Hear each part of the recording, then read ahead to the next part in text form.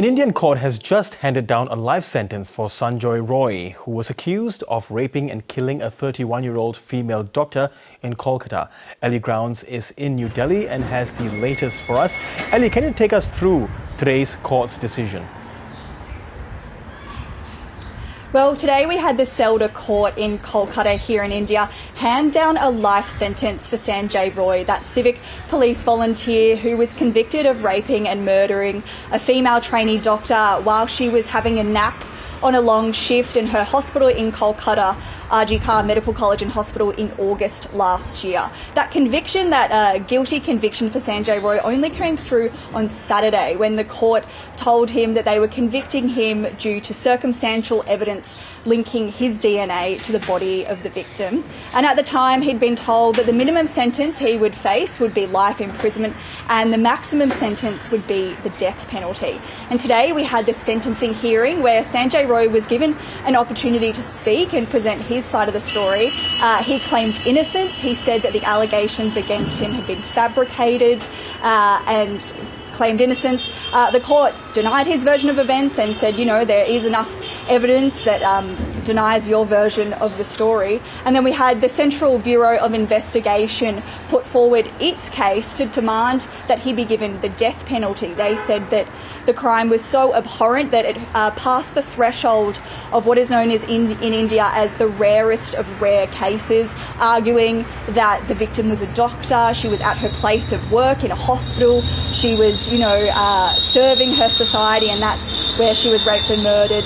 But the court ultimately rejected that argument, giving Sanjay Roy a sentence of life imprisonment until death. Obviously, there are avenues of appeal to play out, but if that sentence is upheld, he will spend the rest of his life in jail. And Ellie, was this sentence expected, given there were so many calls for capital punishment, including from the victim's mother?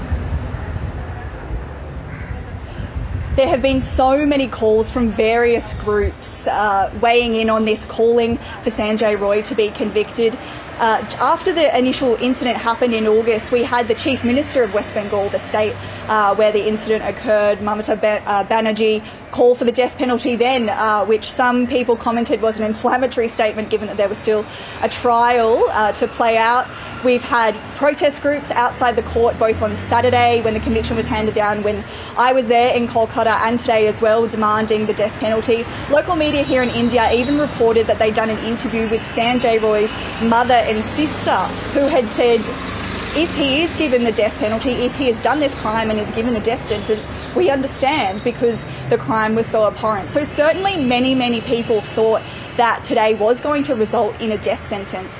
But in India here, they do have this doctrine of rarest of rare. It's a threshold that has to be met for certain crimes to result in a death sentence. And people, as the CBI argued, would have thought that a doctor being killed in her workplace and the outpouring of grief and the protests we saw afterwards may have met that threshold. But the court, as I said, didn't say that. So some people certainly surprised with the outcome. But I will say that the criminal laws here in India were amended back in 2013, and the committee that was sort of putting recommendations forward actually said, even in the rarest of rare cases, we don't recommend, the rarest rare cases of rape rather, we don't recommend handing down the death sentence, because it would be a step back in terms of sentencing law and reforming criminals. So even if he had been handed the death penalty, there would have been a conversation about whether it actually would have worked as a deterrent in the future. Yeah, interesting timing with that amendment you were talking about in 2013, because in 2012, we saw this similar scenario play out when a female medical intern was brutally raped and killed, and sparked massive protests that became such an international outcry as well. So the question is, do people in India even believe that things might change this time round? In 2012, we saw that awful, brutal gang rape and murder of a young woman on a bus here in Delhi that led to protests across the country, and ultimately in that case did lead to 4 men being executed. They were convicted back in 2020, and that was the last death penalty that was actually carried out here in India. And back then in 2012, 13 years ago, when we saw these protests, there were conversations at that point that this was going to be a flashpoint and it was going to be a turning point for women's women's rights in India and that something was going to change. But, you know, fast forward now to 2024 when this crime happened 12 years later, and we've spoken to many people over the last few months while covering the story who say, well, clearly, first of all, that death penalty hadn't worked as a deterrent because we're still seeing these crimes. And second of all, we don't feel like anything has changed for us in terms of women's safety.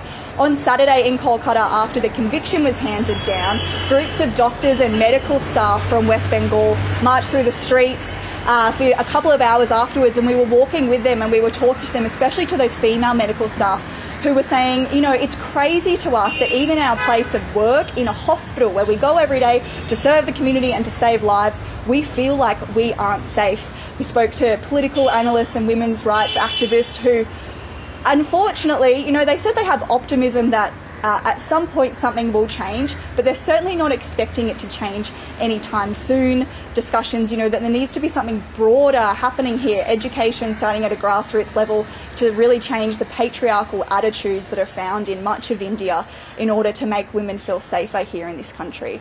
Okay, South Asia correspondent Ellie Grounds in New Delhi, thank you so much.